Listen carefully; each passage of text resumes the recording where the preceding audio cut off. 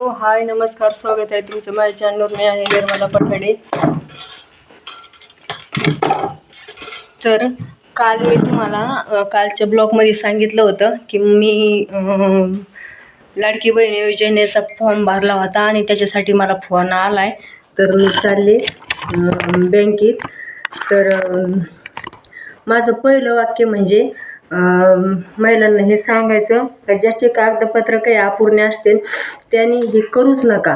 कारण माहिती आहे का, 3,000 भेटते हप्ता, 3,000 भेटतोय हप्ता असं म्हणते. तर म्हणजे भेटतोयच ते, तिथं काही वाद नाही. पण 6,000 चक्रा तिथं मारावं लागतात.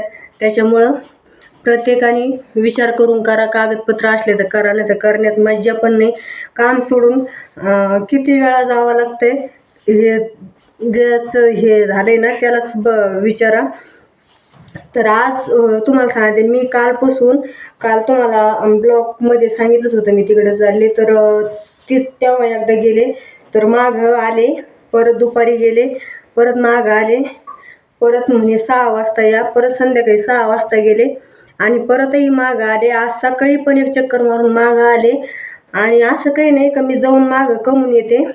तर तिथं आहे ना, म्हणजे एक कागद काढला का लगेच बँकेत गेलं का लगेच ते दुसरा कागद, कोणाला काय हे आणा ते आणा ते आणा करून आहे ना. एक तर तिथं त्या शेतूमध्ये पण इतकी गर्दी आहे आणि इकडं पण बँकेत पण. तर तिथं उभा राहू आणि चक्रा मारू माणूस फार हैराण झाले. त्याच्यामुळं ज्याच्याकडं पूर्ण कागदपत्र असते, ज्याने सगळं अपडेट केलेलं असतं, आधार कार्ड ते खात्याला लिंक असन, पॅन कार्ड, आधार कार्ड सगळं जे जर असन तरच हे करा. नाही तर ज्याचं अधुरं काम असन तर त्याने करूच नाही. इतक्या चक्रा मारावं लागू राहिल्यात ना. ते 3,000 दिलेत, पण 3,000पेक्षा 6,000 तिथं चक्रा मारायची बारी आली. आता माझी एवढी शेवटची बार आहे, एवढी बार जाऊन बघते. झालं तर आहे, नाहीतर त्यांनाच अर्पण. ते नाही दिले तरी चालते, मग त्याला काही विलाजच नाही. कारण काम सोडून आपण आपल्याला रानातले शेतीतले काम आहेत, काम सोडून आपण रोज इळातून 3-3, 4-4 चक्रा मारू तर शकत नाही. कारण आपण काय मोकळे नाही. मोकळ्या माणसाचे काम, मोकळे माणसं वेळ म्हणलं तर तिथं बसतात. काल मी तुम्हाला सांगते, सकाळी नाश्ता पण नव्हता केला, सकाळी जाऊन बसले होते. म्हणजे 10 वाजता गेले होते, 10 वाजता उघडतंय. तर मी म्हणलं काय असं जायचं आणि यायचं मागं, त्याच्यामुळं मी नाश्ता वगैरे काही केला नाही, तसेच गेले. तर मला दुपारी 2 वाजले यायला. 2 वाजता घरी आले, म्हणलं आता वावरात जावं. तर गेले आणि 1-2च पाथा खुरपल्या.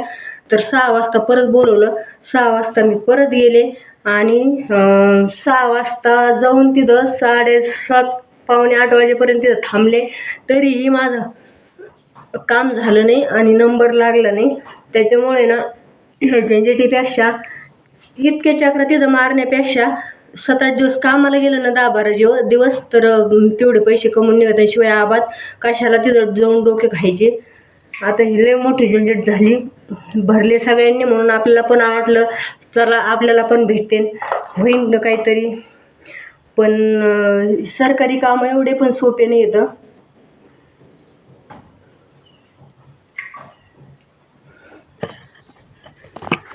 सरकार आवाहन करून मोकळं होतो का हे भेटणार आहे, ते भेटणार आहे, याची योजना आहे त्याची.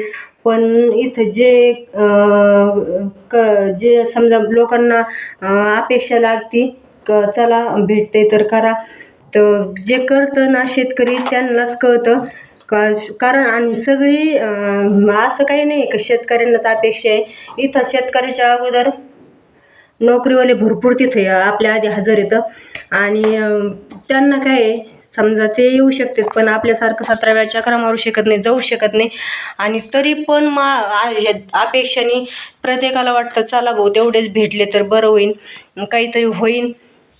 आणि कायम जर राहिले हे तर आणखीनच जरा फायदा होईल. त्याच्यामुळं प्रत्येकाला अपेक्षा लागली राहते आणि करावंच वाटतं. पण किती पळपळ हो राहिली, किती धावपळ हो राहिली हे सरकारला काय माहिती. सरकारने आधी सगळं अपडेट ते करायला सांगायला पाहिजे होतं आणि नंतर हे करायला पाहिजे होतं. पण असं म्हणजे हे तर पहिलंच हे ऑनलाईन असं करा तसं करा. पण आता सगळं जरी झालेलं असलं ना तरी पण ते काही ना काही काढून राहिले. तर तुम्हाला सांगते आता माझं खातं पूर्ण बॅलन्स खात्यावर असल्यामुळं माझं काय हे होते. आत्ता 2-3 दिवसापूर्वी त्याची मी पैसे पण काढून आणले. टाक काढ सारखं चालूच आहे, माझं खातं चालू आहे, सगळं चालू आहे. तरी पण KYC करा. KYC पण आता मग KYC झाली नसते तर खातं चाललंच नसतं ना. मग KYC झालेली आहे, सगळं केलेलं आहे. तरी पण आता काय फक्त पॅन कार्ड नव्हतं माझ्याकडं, तर आता म्हणे पॅन कार्ड आणा. म्हणजे सगळे कागदपत्र जरी व्यवस्थित असे ते कुठं ना कुठं चुकून काढतेतच आणि माणसाला रखडी देतच. म्हणजे इतकी रखडपट्टी चालू आहे ना सध्या ही. आणि हे तुम्हाला सांगू का, हे फक्त आहे ना जेवढे 3,000 आलेत ना, तर 3,000पेक्षा मी म्हणते दुप्पट पैसे नाही जाऊ. इथं 10 तिथं 20, तिथं 10 तिथं 20 करता आता पॅन कार्ड काढायचं. पॅन कार्ड काढायला 300 रुपये घेतात. मग असे तुम्ही विचार करा, कोणाची झेरॉक्स काढायची, कशाचं काही काढायचं, सारखं हसं चालूच आहे. आणि मग काय उपयोग आहे हे 3,000 रुपये देऊ राहिलेत पण. आणि त्यातले त्यात हे भेटले कायमचे जर असले राहिले तर समजा आत्ता कुठाने गेलेला पैसे न्यायचा नाही. पण हे किती दिवस राहते किती दिवस नाही त्याची पण गॅरंटी नाही. आणि तरी एवढी रखडपट्टी आहे. त्याच्यामुळं आता काय झालं ते झालं, आपल्याला करायचं नव्हतं केलं. आणि असं वाटलं आता जाऊ द्या, आता थोड्यासाठी कुठं सोडून देता. पाहू आता एवढं पॅन कार्ड काढून. पॅन कार्ड काढल्याच्या नंतर झालं तर बरं आहे, नाहीतर मग आता जर त्यांनी परत काही कारणं सांगितले तर मग विषय सोडून द्यायचा आहे की नाही. तर माझं फक्त एवढंच म्हणणं होतं प्रत्येकाला की बाबा आपल्याकडे सगळे जर कागदपत्र रेडी असतील, आपण सगळं KYC सगळं केलेलं असेल तरच याला झंझटी घ्या. नाही तर घरचे कामं सोडून इतक्या वेळा तिथं जायला खरंच परवडत नाही. मी तर वैतागली, बाकीच्यांचं मी सांगत नाही. आणि काही काय म्हणतात आमचं झालं आहे, आम्ही मोबाईलवर गेलं आहे, आमचं झालं आहे, आम्ही असं केलं आहे. पण काही नाही, जिथं तिथं पैसे काढायला गेले ना प्रत्येकाला एवढ्याच चक्र मारावं लागणार आहेत. त्याच्यामुळं आता काय आहे, आपल्याला एवढं आहे का आपल्याला लगेच चक्र मारावं लागू राहिल्या. आणि काही जायनातच तिथं ते म्हणतात आमचं झालेलं आहे.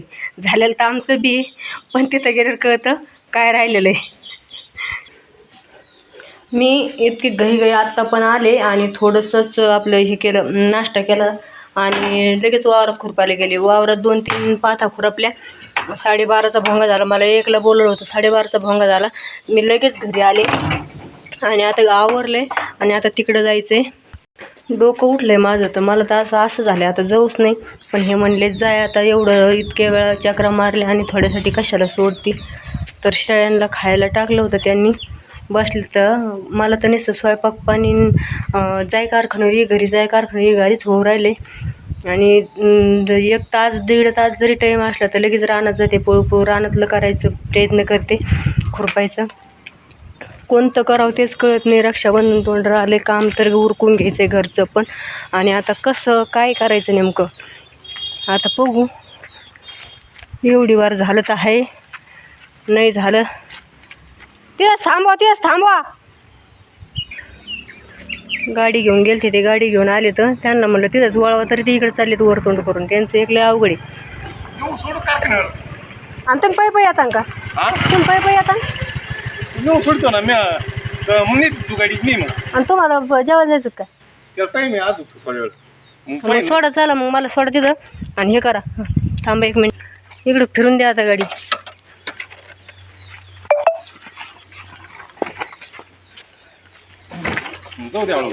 चला मग लाईक करा, शेअर करा, कमेंट करा, चॅनलला सबस्क्राईब करा. नसलं बघितलं तर व्हिडिओ पूर्ण बघा. आणि व्हिडिओमधून काही जर माझं चुकलं असलं तर क्षमा. आणि जे घेण्यासारखं आहे ते घ्या. तर चला मग बाय.